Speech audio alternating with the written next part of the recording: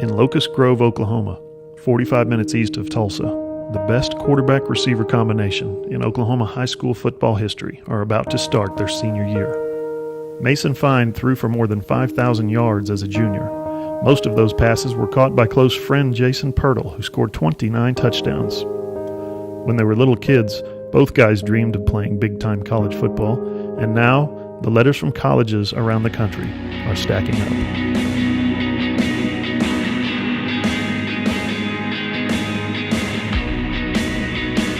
Growing up, I watched Adrian Peterson for the OU Sooners, and watching him really got me involved in football, and I wanted to be a football player at that early age, and so I probably have to say, OU, just any of those Big 12 schools, but when I was a kid, it probably would have been OU. Yeah, same thing about OU. I loved OU when I was a kid, but as I've gotten older, and been to a few games, I've kind of transferred into an OSU fan. I just love the atmosphere there and facilities there, and it's a pretty cool place. Here we go. First group, make both the times. Go! But there's a catch. Despite their outstanding numbers on the field, college recruiters seem to consider Mason too small and Jason too slow. I can make any throw that any quarterback can make in the country. I feel like I'm right there with them. Arm strength and accuracy. It's just my size is a killer, but I'm going to this season and through summer, I'm going to show these coaches and recruiters that I am a D1 FBS quarterback. It's not all about numbers and speed and stuff. That as long as you play with passion and heart, and you play as hard as I do, and you should be fine. And I hope to prove that this summer and next season, and hope somebody takes a chance on me. One other thing drives the Locust Grove Pirates. April 1st marked the second anniversary of the death of Big Cale Davidson in a 2013 car crash. After his funeral, the team promised they would win a championship. They play for each other, they play for Locust Grove, and they play for Big Cale. With Jason, we have the same dreams and goals and aspirations. And so we hang out all the time because he's going down the right path, and so I know if I can travel with him, it's easier as a transition, but we both know where we want to go, and we're both going to help each other, achieve our goals and dreams. Everybody! You better be! You can't be me! 007, Jason Pirtle. 4 games, checkers, picking up rocks. It didn't matter. As long as he could make a competition out of it, he would make a competition and try to win.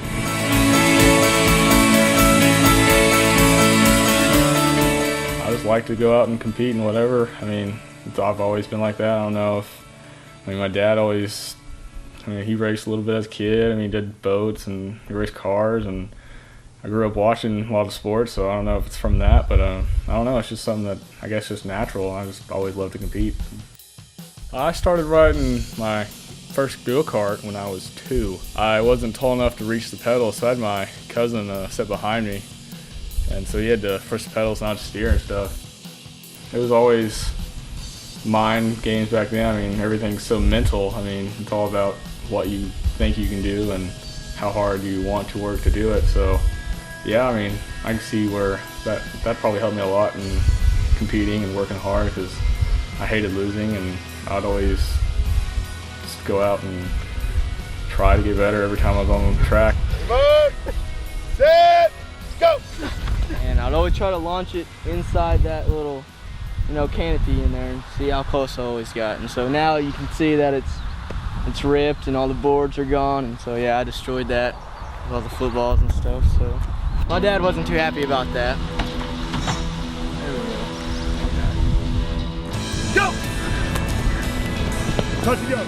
He knew he was going to do some good things, do great things when he was younger, just because of his motivation, just because of it, the way he drove himself, and you just knew he was, going to be a top-notch player as he got older. He's always wanted to push himself more than any kid. Like I said, I haven't. His dad hasn't pushed him. He has that drive where he'll push himself, and we've been really blessed with him having that drive. I think that's why he has such high goals, because of his competitive drive.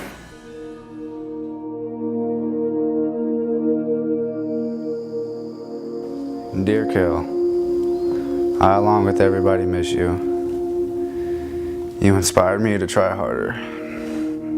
Kel, I am promising you right now that I'm going to dedicate my season and the rest of my football career to you. Dear Big Kel, I promised myself that I would play every play like it was my last. I fell away from that, but I promised you that I will always play for you. Mason and Jason can't do it alone. This part was supposed to be about the team that surrounds them. As we met the team, got to know them, talked with them every day, one name kept coming up: Big Cale. Cale Davidson is a driving force for this senior class, but he never suits up. Freshman year, when he died in a car accident, every player wrote a letter to Big Cale and placed it in his locker. The letters haven't been touched since. I've never read one of them. I stick them in his locker and they're there. And I'll refer back to him. Are you doing what you said that letter says? You know, I mean, Cale's kind of my assistant coach, my motivator. I swear to you, Kel, that I will play every game, practice and scrimmage for you. I love you. You're my brother and still are from Panther.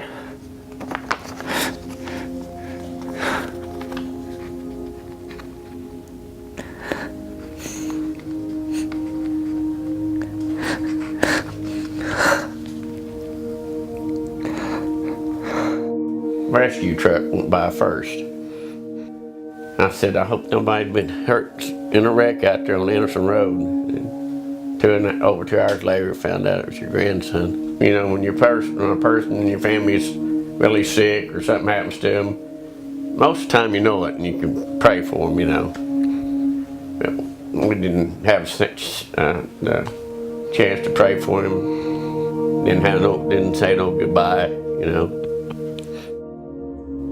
This whole town's just been super, especially the kids. And when that happened to Kel, and Coach Hennessy came over, and I remember holding Coach's hand and holding each other's hand. And Coach, he was just trembling. His first or second practice at football is in youth. You know, it's always in the hottest part of the day. And they were at practice and he had a kidney shot and it kind of roughed him up. And so after we left, I wasn't sure if Kel would play or not, but the next day he padded up, had his helmet on and everything. When we got to practice and Kel said, I'm not gonna play. And so I just told him, I said, Cal, I said, you know, you're part of a team now, and I said, you started this. I said, I think you should give it a chance. And I said, play your first game. I said, I'm not going to make you do something you don't want to do. I said, play your first game and see what happens. He played the first game, and that's it. That's the beginning of Cal's love for football. That's my baby. I think he loved being part of a team, number one. I really do. And I just think, you know, the sport itself, that camaraderie, you know, something that he really loved. It's very meaningful to know that he's remembered like that, and to know the impact that Kel had made on others. It's not only meaningful, it's helped me through the greatest challenge of my life.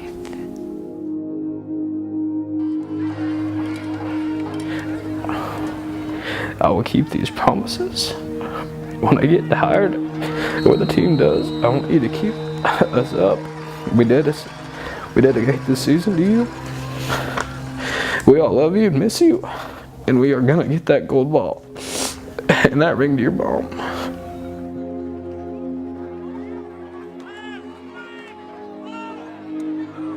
I believe that's going to happen, yes. This team, we work too hard, and we have Big Cale, our guardian angel, up top. And it's this year, it's now. So I believe it 100%. He's all over us. People know that we play for him, and they know. I think that's why people are intimidated of us sometimes, because they know that we have another guy out there with us, and we're not just playing for ourselves. We're playing for a guy that can't do it no more. He's watching over us all the time. He's out there playing with us still. I mean, he's the reason that we win. I mean, We both told people. I will lead this team for you. You made me realize how lucky and blessed we really are, and I miss you and I love you. Sincerely, Mason Fine. They're too short, they're too slow, they're too little, they're too this, they're too that. But you can't measure heart. And these guys, and a lot of it I think has to do with playing for Big Cal. They got something bigger to play for than just the gold ball. They're not planning to put that ring on their finger. They're planning to put that gold ball on his grave.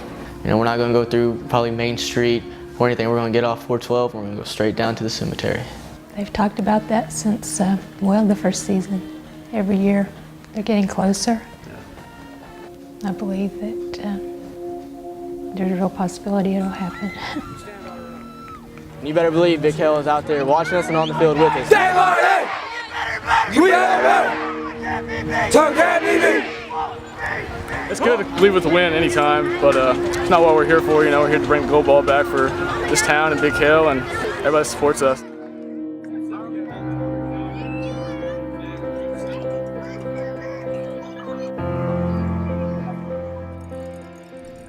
Homecoming week, and Locust Grove is in a rhythm.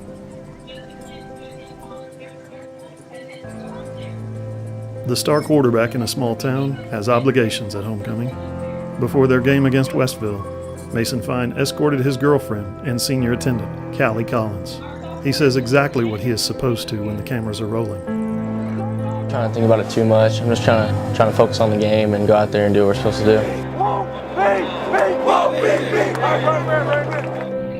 Mason Fine is doing something that no other high school quarterback in Oklahoma history has ever done.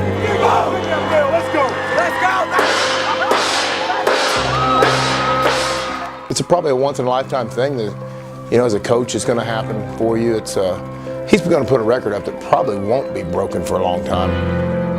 Fine moved into second place in Oklahoma's all-time passing list when he surpassed 10,000 yards. Mr. Mason Fine just broke over the 10,000 mark, second time in the history of Oklahoma football. 10,001 yards as of right now. Congratulations, Mason Fine.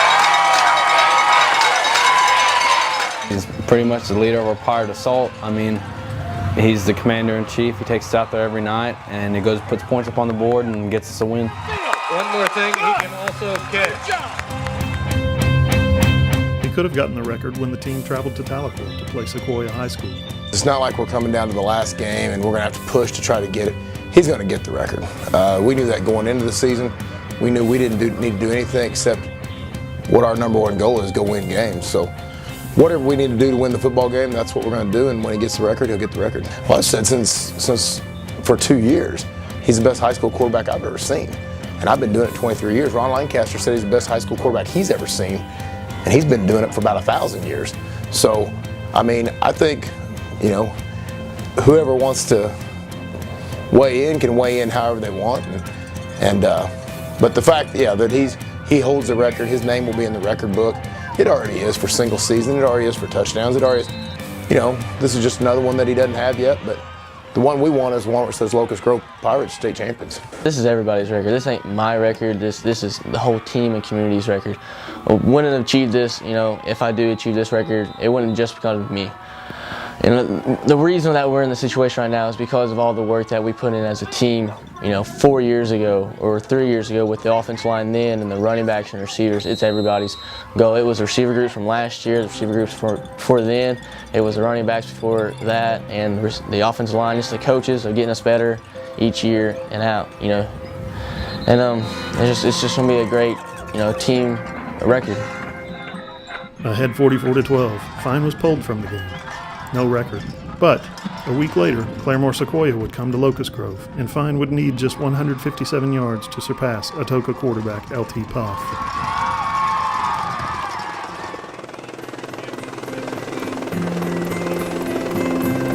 When he took the field, everyone knew what was coming.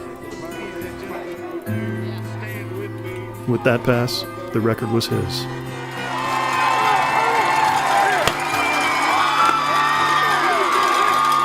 With that pass, Mason Fine becomes the most prolific passer in every conceivable category for these Locust Grove Pirates. Take a look at number 9.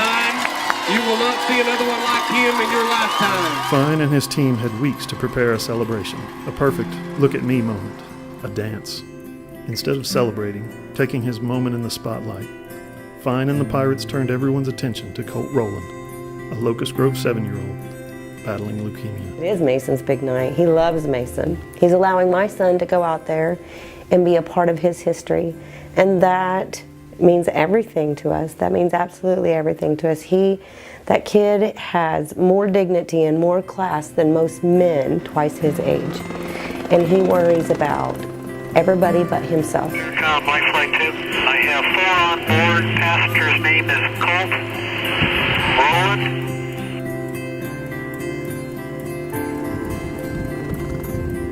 He had to be life flighted to Tulsa, and it was horrible. He was in ICU for several days on a breathing machine. I mean, it was horrible. And so one of the things that meant the most to Hennessy was that he got Life Flight involved tonight. He said, I want Colt to have this great experience with Life Flight and not be afraid of medical people. And so that in itself is amazing. The one thing that this week's kind of showed us all is that there's things more important in life than football. He's excited. This is better than going to Disney World for Colt. I don't want the record to take away any from this people's night, especially Colt Rowland's, because it is his night to shine. And he's been through a lot, and just to have this one good good memory for him would be the world to me. He loves football. Loves football. He says his dream is to be a wrestler and a football player for OSU. At the end of the game, instead of Fine being the small-town hero, Locust Grove made Colt the hero. He took a handoff from the new record holder and got started on his own record, scoring his first touchdown.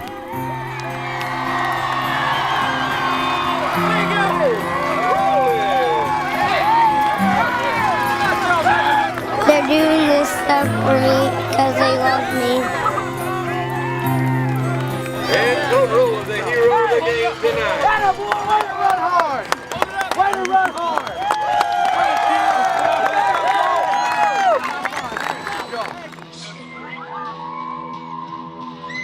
I think, once you get to the playoffs, you know that, every week can be your last. So, you use that as fuel. So you go out there each day and you work as hard as you can, you leave it all out there on the field, and just know that tomorrow isn't promised. The playoffs. It's what you play all season for. But there's also an underlying finality to the postseason. When it's over, it's over. That's the hardest on the seniors.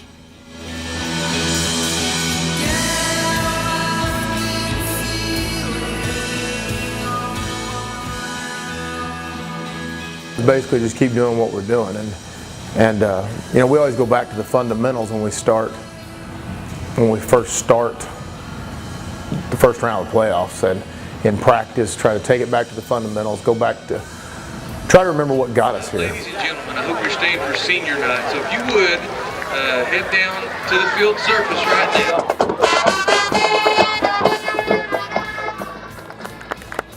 Ain't bad. Been involved in football since He's gonna graduate with you and go wherever you go, all right? He was the Does that work? 2014 Mason County Honor. I'm just glad we got 4 more weeks. 15-3-7 wipe. I ain't ready for you to graduate just yet. In the state, you can't have senior night during the playoffs, so you have to do it after the game. And we were so far ahead, they were in their sweats. In the town of Locust. Hope I made Big Hill happy. Well, you are making history, honey. We're proud of you. Thank you. Me every day, and I'd like to thank the teachers. When the Locust Grove Pirates started this year's playoff run, they were perfect, 10-0, and had won their games by an average score of 56-19. It brings a different intensity, and every week in practice, every day you come out and you work harder than you have before, because it's gonna be the end of your season and you don't want to go out having regrets. I can't tell you how proud I am of these group of seniors and the whole team, but this group of seniors for what they've done in their 4 years. When we got here, and I'm looking at these kids, they're little 8th graders sitting in the gym in the spring, and the look in their eyes, and I'm telling them, hey, if you'll buy in, we can make this happen. They got nothing to go on except for they've never seen a winning team at the high school ever. So they're just trusting us. solo tackle by number 12.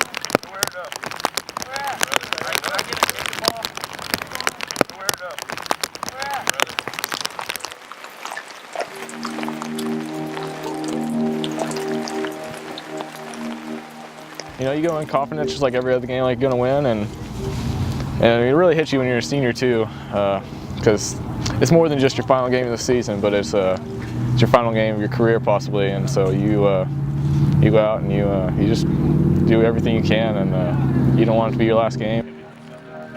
In a third-round quarterfinal game at Lone Grove, things were different. The rain was different, the mud was different, the Longhorns were different.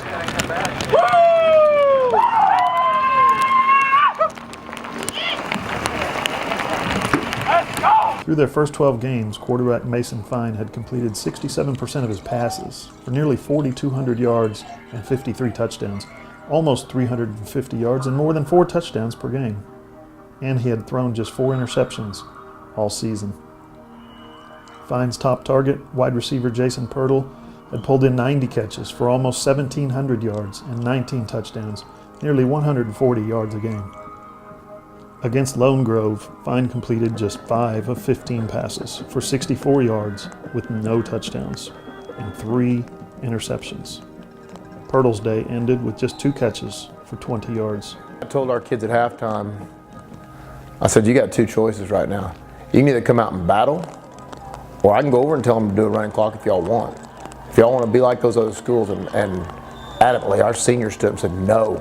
We're not doing a running clock. We're going to go battle it out. We're going to finish it out. And, you know, and in those conditions, I knew that the chances were slim of us coming back. But you know, when you got Mason at quarterback, you never doubt it. But he just couldn't.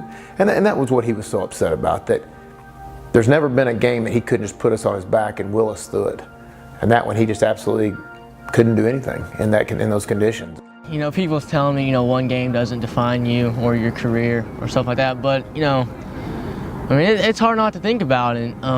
You know, just knowing that was your last game and you didn't really go out there and, you know, execute the plan. Mason doesn't let things affect him like that, and to have the weather affect him that much was crazy, so. I know I was honest with my dad, because, I mean, he knows, you know, the talent and what we could have done with that. He watched film right along there with me, and I just kind of had to explain to him what I was thinking and going through out there on the football field. I just had to be honest with him about I couldn't feel the football. I couldn't throw the football where I wanted it to go. I didn't want no one to really know that during the game because, I mean, that's just a sign of weakness. Now, I know it didn't end like we planned. So you got nothing to hang your head about. So we finally found somebody who can stop our offense, and her name's Mother Nature. I can live with, you know, going on. I'm not going to dwell on the game. We're just going to learn from it. I'm going to use it as fire, you know, for the rest of my life. Walking to that field, you know, I mean, I waited on Trevor and Mason because, I don't know, I usually wait on one of the two, and I just, one last time, I thought, and, you know, you think maybe it's a bad dream, can't really dwell on it. I mean, if losing a football game was the worst thing that happened in my life, then I'd have a pretty blessed life, so that's the way you got to look at it.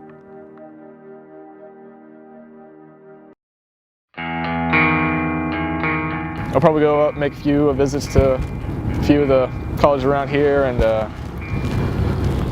leave one or two open, hopefully for another one comes along. But yeah, I mean, that's the kind of time it is right now. Just work our way towards that and start communicating with some colleges. So. Now that we're seniors, we gotta, you know, focus on the recruiting stages now.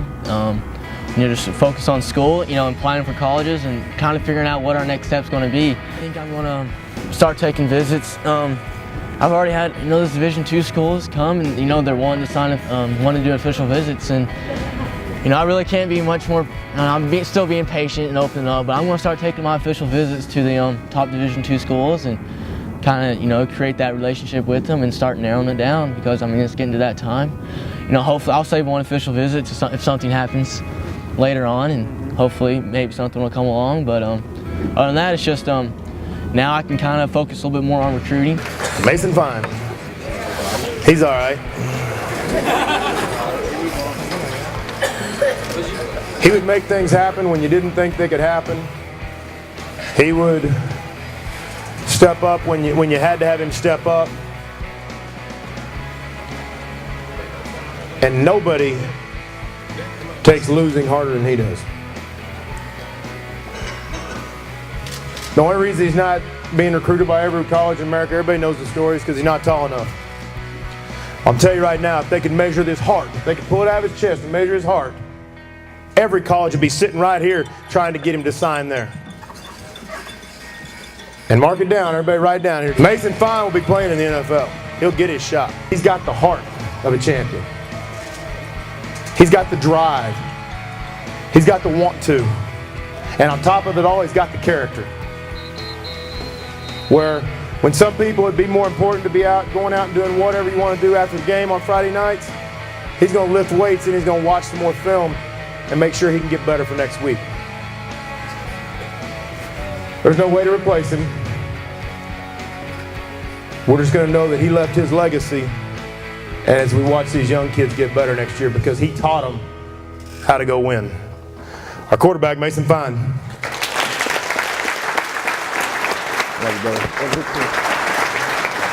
Holy cow.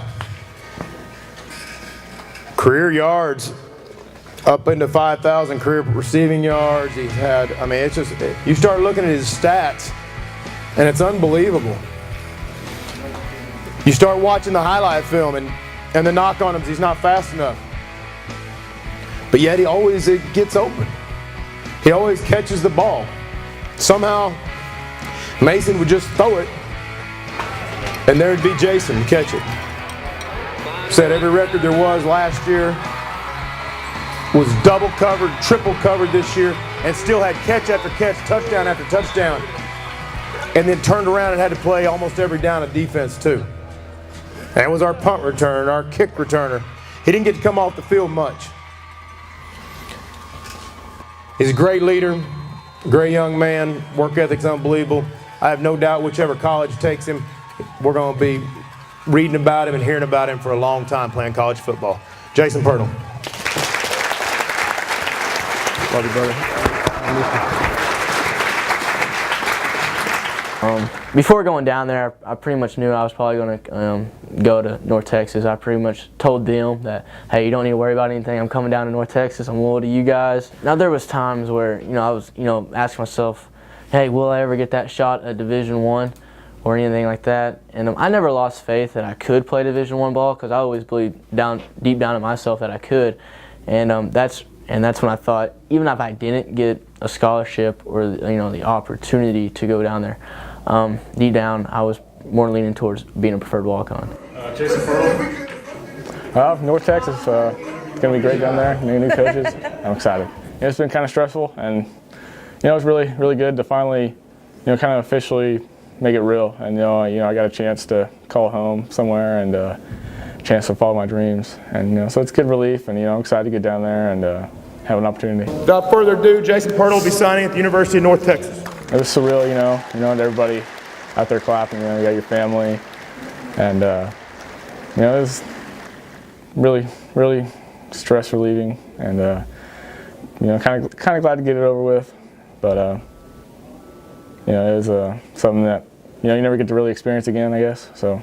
But at this time, Mason Fine will be signing with North Texas Mean Green. God has a plan. God put you where He wants you to be, and I think it's going to be a great deal. They're going to have a great time. They're going to get their degree. And who knows what happens after this? You may be doing the Mason Jason story in 5 years of both graduating from North Texas going into the draft. So you just never know. This town's all you could ask for from a community, all the support, all what they do for us, not just for me, but the whole team and the whole program of football. And they support every other program like that.